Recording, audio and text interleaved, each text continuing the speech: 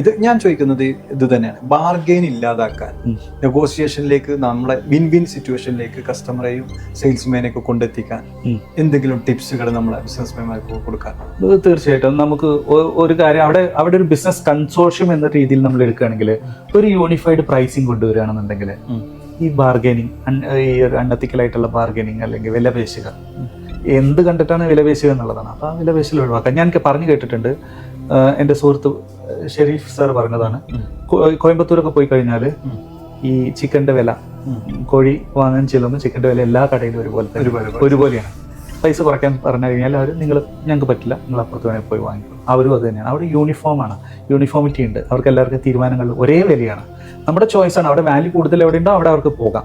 പക്ഷേ പ്രൈസിൻ്റെ ബേസിസിലല്ല അവിടെ ഈ ഒരു നെഗോസിയേഷൻ നടക്കുന്നത്. അതാണ് bargaining. Again it is directly connected with pricing.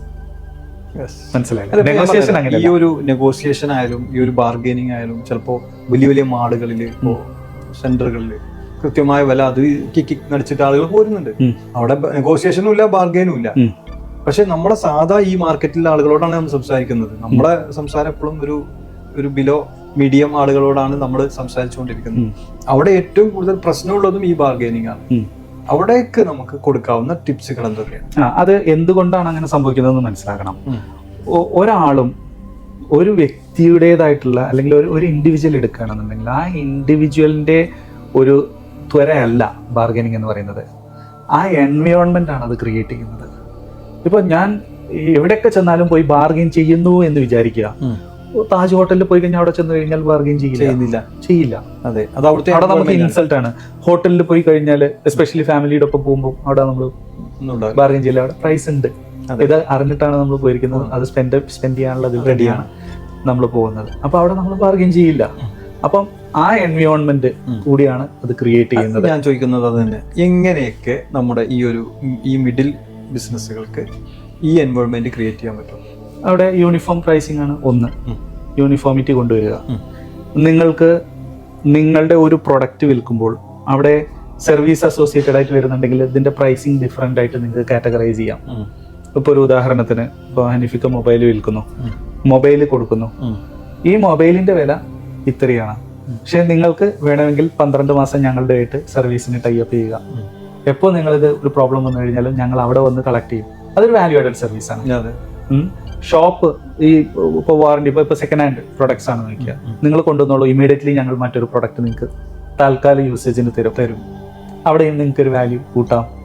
കസ്റ്റമേഴ്സിന് ആ വാല്യൂക്ക് നമ്മൾ ചാർജസ് പറയാം. അങ്ങനെ ഒരു എൻവയോൺമെന്റ് അവിടെ ഉണ്ടാക്കിക്കൊണ്ട് ആ ചാർജ് ആകുമ്പോൾ അവിടെ എന്തില്ല ഒരു വലിയൊരു വിലപേശലല്ല അവിടെ നടക്കുന്നത്. നമ്മൾ മൂല്യം കൊടുക്കുന്നതിന് നമ്മൾ വില പറയുന്നതാണ്. പലപ്പോഴും നമ്മൾ പ്രൊഡക്റ്റോ സർവീസോ കൊടുക്കുന്ന സമയത്ത് സെയിൽസ് ചെയ്യുന്ന ആൾ ഈ പ്രൊഡക്റ്റിനെ മാത്രമേ പിച്ച് ചെയ്യുള്ളൂ.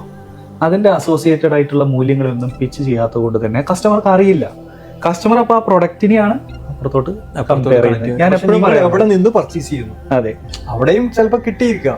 കിട്ടിയാലും ഇവിടെ നിന്ന് പർച്ചേസ് ചെയ്യുമ്പോൾ ഇതിന് നിങ്ങൾക്ക് കിട്ടാൻ പോകുന്നത് വാറണ്ടിയിൽ എന്തായിരിക്കും, നിങ്ങളുടെ ആഫ്റ്റർ സർവീസുകളിൽ എന്തുണ്ടാവും, നിങ്ങൾ എങ്ങനെയാണ് കെയർ ചെയ്യുന്നത് എന്നൊക്കെ. അതായത് ഈ സാധനം അവർ യൂസ് ചെയ്യുമ്പോൾ ചിലപ്പോൾ ഞാൻ അവരോട് പറയാറുണ്ട്, എൻ്റെ സെയിൽസ്മാൻമാരോടൊക്കെ പറയാറുണ്ട്, അവർ യൂസ് ചെയ്യാന്ന് പറഞ്ഞിട്ട് കാര്യമില്ല, അത് നമ്മൾ യൂസ് ചെയ്യും പോലെ നമ്മൾ കരുതണം.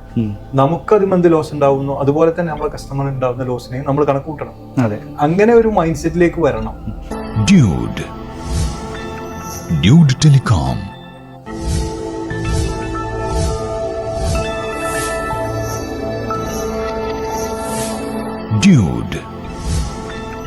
Dude telecom.